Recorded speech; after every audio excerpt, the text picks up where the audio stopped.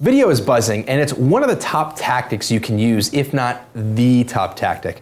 Now, there are stats galore that are showing the videos to be incredibly effective in overall marketing efforts. Hubspot, for example, just released their State of Inbound, and they list video as the main disruptor. Some 96% of B2B marketers are using video in some form or fashion, with 73% of them reporting a positive ROI. So it's pretty clear to see that video is not going anywhere but up. If you're not using it, it's a high time to start implementing it. So for today's episode and several future ones, we'll be tackling why video is taking over and how you can leverage the power of it. I'm Danny Gonzalez. And I'm Judson Voss. And this is IndustrialSage.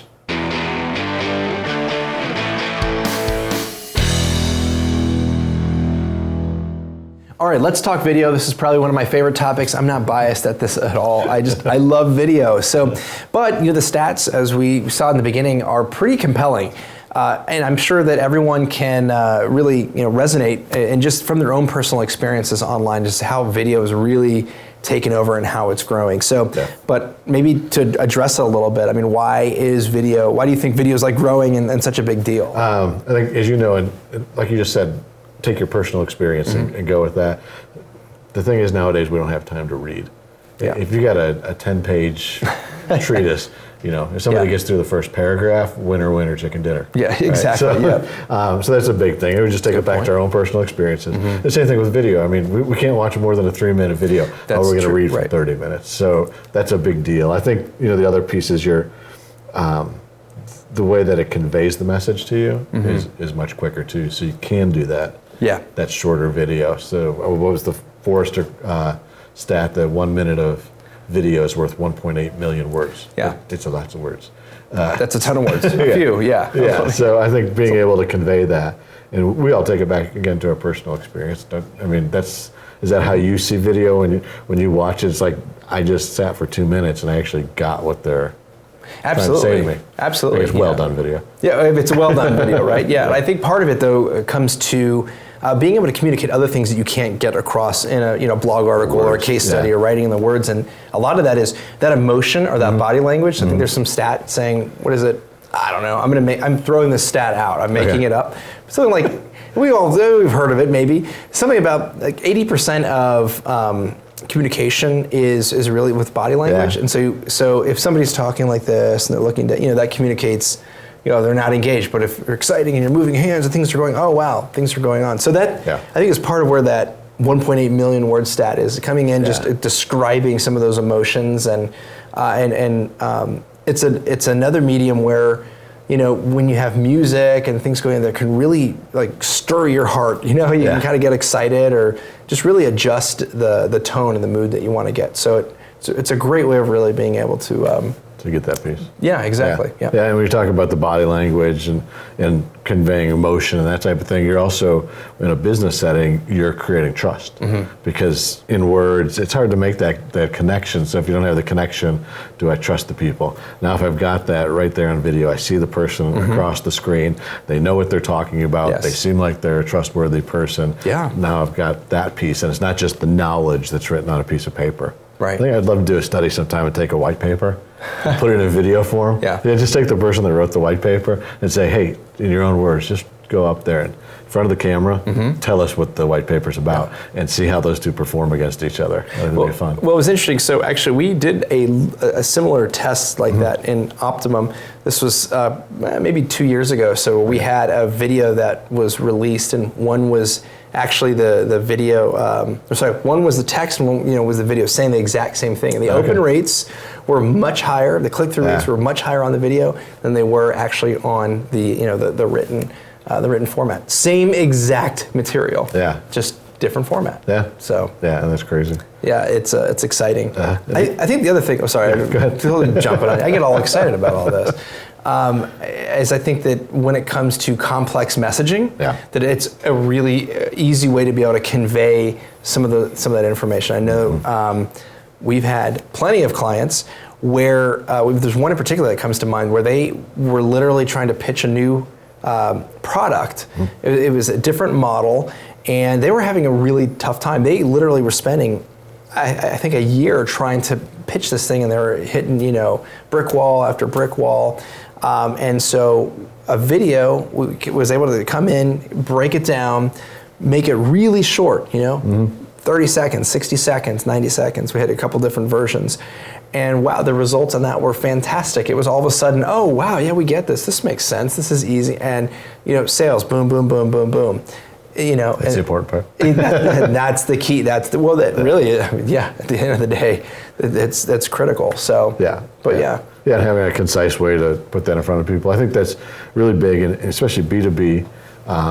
In this case, it was a complex business model that was being explained, but we always, the manufacturing side, we have complex products that are hard to explain, and it's really good to get the product in front of somebody, show it to them visually, allow that to happen. I'd even venture to say not with a talking head standing next to it saying, this is this and this is that, but actually, taking the video to the next level and building everything in visually. So the old Facebook thing, will they understand what I'm saying if the words aren't on the screen? Because that's what happens if you flip through Facebook, you don't hear words. Exactly. And so being able to visually see that coming across. That's a really great transition, though, to talking about maybe some of the game changers with video, and it's kind of expanded since maybe what sometimes a lot of people will perceive video as, it's just, I guess, a marketing video that we're going to put out, and that's all we're going to do. It's like a brand thing or something? Exactly, right. There's so many more applications for it and so many use cases that I feel like it's expanding just across the board. So. It used to be, and there is a perception that you do a video and we're just going to throw it up on the website, and that's it, and that's done, and it's going to be that branding video or that whatever that marketing piece is. But this is a huge laundry list of use cases on how to repurpose that video content and produce other types of videos for different things, for all the way from I'd say identity, positioning, to your product videos, and even like inside product videos, there's several different levels. It could be, a 2-minute really exciting teaser that kind of draws you, like you were talking about. Instead of having somebody standing there standing next to the product talking. That's certainly one way of doing it. Right. And I think there's value to it. Yeah, they both can be used. But there's kind of you might want to look at having something really exciting, short form, and then as you get down the funnel, it gets a little bit longer and a little bit more informational. And I think that's where some people kind of get tripped up a little bit. So really looking at things from your customer testimonials or white paper, taking those traditional white papers that you would have that nobody's reading, and converting that over to a video, where you're able to get an understanding of the other customer, you may be able to have a little bit of a connection there and say, oh wow, they have the same challenge that I have. Okay, interesting. So I'm able to relate and you're able to sort of transmit that message a little bit better. You brought up something really important there, I think, when you talked about saving this for further down the funnel. So that's another piece of video. Doesn't just touch one piece of the marketing funnel. Right. Just like when we talk about email. You segment your emails out for where it's at in the funnel, and different people get different messages. So the same thing for video? Exactly, yeah. There's different there's different ways of being able to repurpose that and use that throughout the different areas. And there's different types of content that you might want to consider through the funnel. So for example, you have a product launch. Okay, and I would recommend a couple different pieces of video content to go through that product launch. And the first, you're going to want to use some sort of really quick, short, really high energy, engaging video to you want to hook. You just want to really just not say, oh, you need our greatest product it's the greatest thing since sliced bread. It's really drilling in the pain points that your customer has. How does this solve their challenges? Really just hone in on that, so that they're like, oh wow, this is cool. And then you bring them in. You go, and the next video is maybe a little bit longer, a little bit more informational, still engaging. But as they get down that funnel, we can put in more content that's a little bit more longer form because we know they're interested. So bringing in a testimonial would be a really great use case there. Bringing in some product demos that are a little bit longer form. Even bringing in some training or like tutorial videos on, this is how you set it up, that you can repurpose post-sale, Right. but just to give a sense of, oh, this is easier to use, and or you know, whatever that is, just so you can get a sense of that. So those are some really great examples of different types of video content that you can use throughout the funnel. That's cool. Yeah. So we talked a lot of that to the engagement and getting to know the person type of thing, grabbing their attention. When we get further on down, we're talking about things like sales enablement, that type of piece. What are some of the things we're looking for in the video there? So that is, I'd say, a really big game changer as it relates to video, because there's a lot more tools out there now that there were not even several years ago, just a few years ago.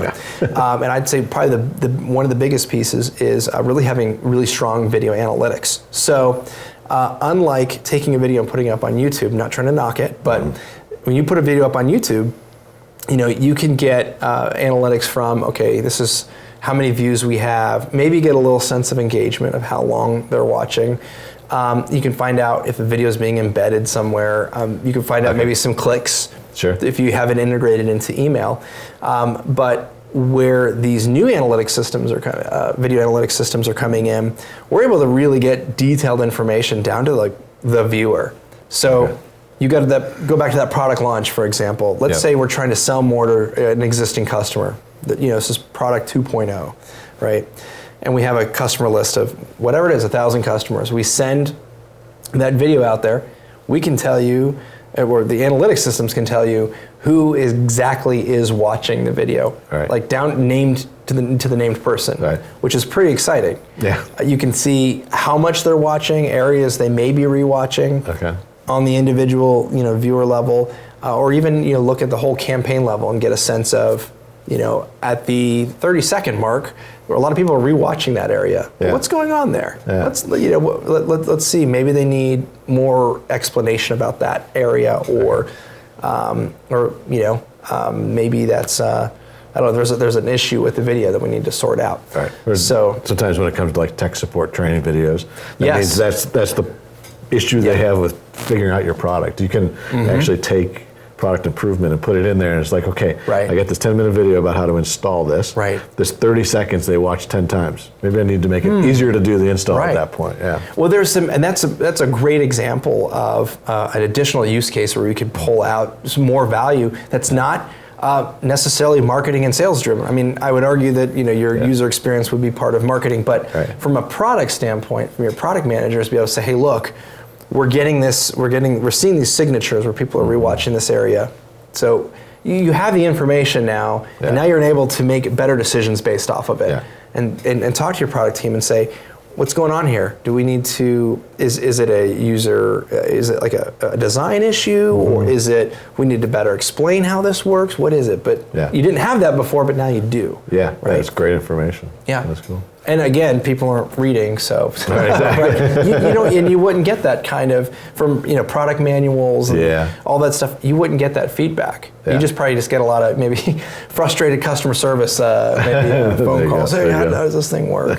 So I think in one big thing too, and this is just going back to the digital marketer in me, with these tools nowadays that you have like this, most of them integrate with your CRM. Yes. You got to use it. I mean, think about if you're running a webinar and it's an hour long, and you find out that Bob Smith sat and watched the entire thing the day it came out. What does that tell you? It tells me somebody needs to be contacting them, email, phone, whatever it is. Exactly. I mean, but it gets down to that crazy granular level even at that, to be able to see who's doing what. You're holding a record of them if you use like a Salesforce or something like that. It keeps a record of every time they viewed it, what part they viewed it, and it's now piped into the CRM so that the salesperson making the phone call can jump on the phone and say, oh, look, they watched these 3 videos and they watched them 9 times. I might talk to them about that topic today.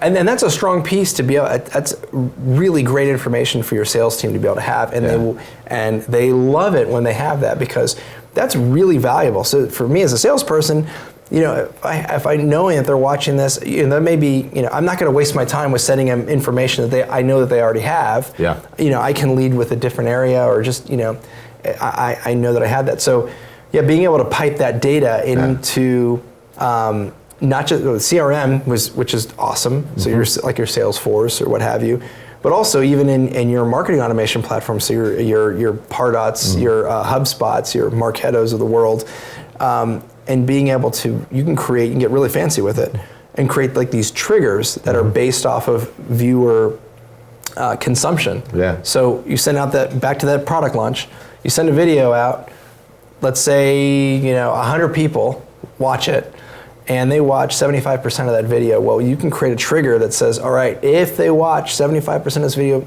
we think they're pretty interested. Yeah. We want to send this email out to them.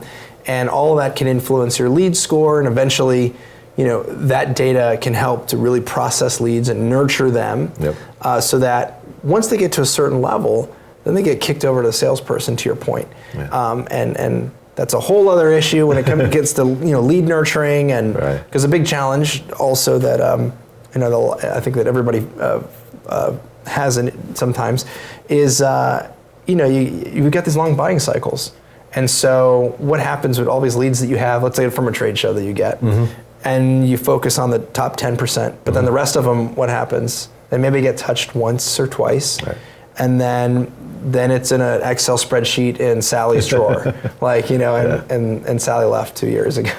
So we're, That might be a real life example. Not throwing shade, no, right? No, but and so, if you've got these people that are not buying your product they're not going to buy it for the next 2 years. You need a way of being able to stay in front of them. And that's a really great way of being able to have a pulse to be able to stay in front of them, and then if you start seeing these signatures, these different elements happening, hey, something's going on.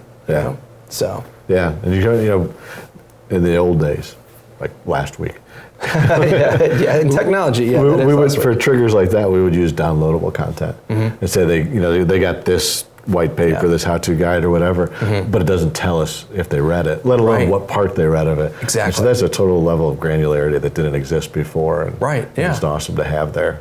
Absolutely. To the point, taking that list of content, there's a lot of content that you can use the same stuff, the same material in there, just convert it a la video a little bit, and to your point, be able to measure all that, get a sense of what's going on. Yep. So that's exciting. I'll throw one more example of areas that we're seeing that it's really moving, and it's exciting. That kind of relates to the beginning when we were talking about being able to make that emotional connection, or you brought to the point, being able to build that credibility when you see somebody on camera, is using video, like creating video messages, for example, inside like an email. Oh, okay. So for example, we're seeing a really great response.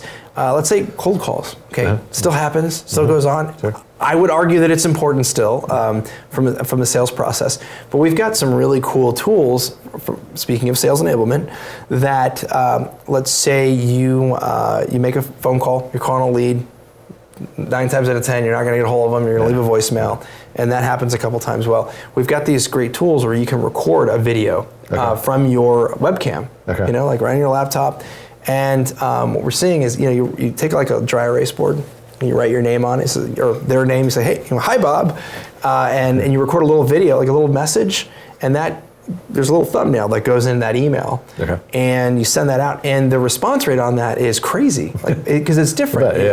It's very different, and we've even ourselves personally, when we've used that, we've seen just a much higher return rate, or people actually getting back to us, and if nothing else, sometimes like, wow, that was super cool. That's, what is that? Where'd you get that? and especially now. It's very, any way that you can differentiate, that's true. The better, right? The amount of information and traffic out there, especially in email, is crazy. So now you mentioned the webcam part. That leads to an interesting question, especially when it comes to B2B. So I can understand people are doing Facebook Live themselves at home, hanging out and doing that kind of thing. But quality is an important piece. One, let's address the quality part. The other one, though, is when do you use what and when's it appropriate? That's a great question. I'm so glad you asked that. So Yeah, double-edged sword, a little bit, right? So now that we have these capabilities to be able to produce our, your own content. So everyone's got an iPhone, you got your webcam, you can produce these things. Yeah. Just because you can doesn't mean you should. But there are some areas that I would argue, yes, you should do this. So, for example, if you using like these video messages, this personalized type of video that you would record in an email. Yeah, in my opinion, does not need to be professionally recorded. Okay. Because I think a big part of that is there's a sense of it being raw and that it's real. Yeah. And so, like a great use case for that is you're at a trade show and you want to follow up with some people and you want to say, hey Bob, we had a great conversation. It was great meeting you last week. We talked about X, Y, Z. I'd love to get on your calendar so we can continue on that conversation. Mm-hmm. What do you think? And that way, it creates that, versus trying to do that professionally. There's just no way you can scale that. Yeah. It's just impossible. That's true. Unless you have a monumental budget. In case you do, you need to call Optimum. But, the reality of it is, it's very hard to scale. So using that, I think, is very important. When you mentioned Facebook Live, it was really interesting. We're actually seeing a lot more, we're seeing the trends to longer form video on Facebook Live that actually, I guess because of Facebook's algorithms, they're actually like preferring that versus maybe because they're pushing Facebook Live right now. Yeah. And so I think with that, it goes all around the content. What is the content you're putting up there and making sure that what you're putting out there is of value. Yeah. I guess you have a relationship with the people on Facebook, so they're not. It's not that introduction of the funnel. You're farther into it. Right. A relationship funnel. That's a funny way to look at it. But yeah, you've got something invested already, so they're taking a longer form. They accept that as a acceptable piece that way. Yeah. Yeah, absolutely, and I think they're trying to push it. I think they're trying to push it a little bit more as well. But no, it's great there. Now when you get into things like certainly positioning for your company, I'd say product videos. There's a range of quality. The top of the funnel videos need to be as high quality as possible. Okay. Your identity and positioning videos, those videos that are saying who you are as an organization, needs to really reflect how you're trying to position your brand. So the way I like to phrase it is, okay, if your brand was a car, what kind of a car would it be? Okay. So is it a Mercedes? Is it pick a luxury car, or is it a Pinto? All right. And so your marketing material, when it comes to video too, it needs to reflect that. Sure. So if you want to project an image of the top level, high quality, best in class brand, then your videos need to reflect that. If you're saying, hey, look, we're dependable, we might blow up. I'm just like, if you get hit a certain way. It was the Pinto, right? They had that challenge. Yeah, gas tank thing. Not to throw on that. Anyways, they're not selling them anymore. It's okay. I think they stopped a little while ago. Yeah, right. Yeah. So, anyways, but that's it's an important consideration. Sure. Now, again, different types of videos, like your training videos, for example. Yeah. We're not making Hollywood major motion pictures here, all right? That's okay. And it can be a little bit more grittier, but there's a certain level of professionalism that you really want to have, even in just the way that the content is presented. Okay. So a lot of times it can be really challenging to really convey how you set up X, Y, Z. And so what we'll see a lot of times is with B2B manufacturers in particular, they're going to shoot their training videos. They know the product backwards and forwards. And they're like, oh yeah, you set this up and you do this, and shooting on a can, and they're doing one-handed thing, and and you're not thinking from the user perspective, like, well, first of all, if I have to take motion sickness pill to watch, that's a problem. Number one. Number two, there's areas that could be skipped. And you get feedback. Well, hey, wait a minute. I know you said you installed this way, but what exact tool did you need to? I'm confused. So, there's a different level. They missed angles. They got hands in front of things. Yeah, I agree. The thing I always say is, don't make your training video a distraction to learning about the product. Yeah, exactly. If it's at that level that you can't learn about it because the quality is distracting, you're not accomplishing much. No, it makes total sense. So I think your question that you asked was a great one, and I've gone on ad nauseum about it. I think it's important because, especially as a marketing team, it's our job to get the work done within a budget. And we have a lot of people coming at us from different angles with a lot of opinions of what they want. And there's folks that'll say, well, why don't you just go shoot it with your iPhone? A product video. We're launching, just go shoot it with your iPhone. And I've seen it done. Exactly. As long as your head goes like this, you don't get that sick. You're fine. But I think it's important for us to have that information to be able to go back to the stakeholders and tell them, no, in this case, that's not what you want. It's not going to be beneficial. So that's important to dig deep in that like we did. Absolutely. And I think just to finish that off, I think a good rule of thumb, and this doesn't apply in every instance, but look at your competitors. See what they're doing. And at a bare minimum, absolute bare minimum, you need to be at their level. If not higher. And if there are no competitors that are using it, great, then you can set the tone there and make sure that you're up here. Because if you can make a video with your iPhone in 3 seconds or whatever, so can your competitors. So if you spend some time and you're gonna make something that's quality, then you get a little bit more leeway and headway. That makes sense. And to that point, I had this is a real life situation. Had a customer, and I just had a good relationship. So I asked him, what's the process look like for you when you come to the website and to learn about the product? How did you do that and everything? And they said, of course, we Googled it first, and only, 2 names popped up. There's only 2 people that made this specific product. And I said, so what was the experience? They said, well, on your site, you had no video. You guys suck. That was the actual quote. Ouch. I'm like, well, sorry. Sorry about that. And these are younger guys, and that's just how they're used to learning about products. And I said, sorry about that. And everything goes, don't feel bad because your competitor didn't have anything either. So. and that's to your point. Sometimes it's not about what your competitor has. It's what you should have. Period. Exactly. No, great. I think that there a lot of stuff here. A lot of things to digest on. Anyways, I think it's a great episode, and I would say.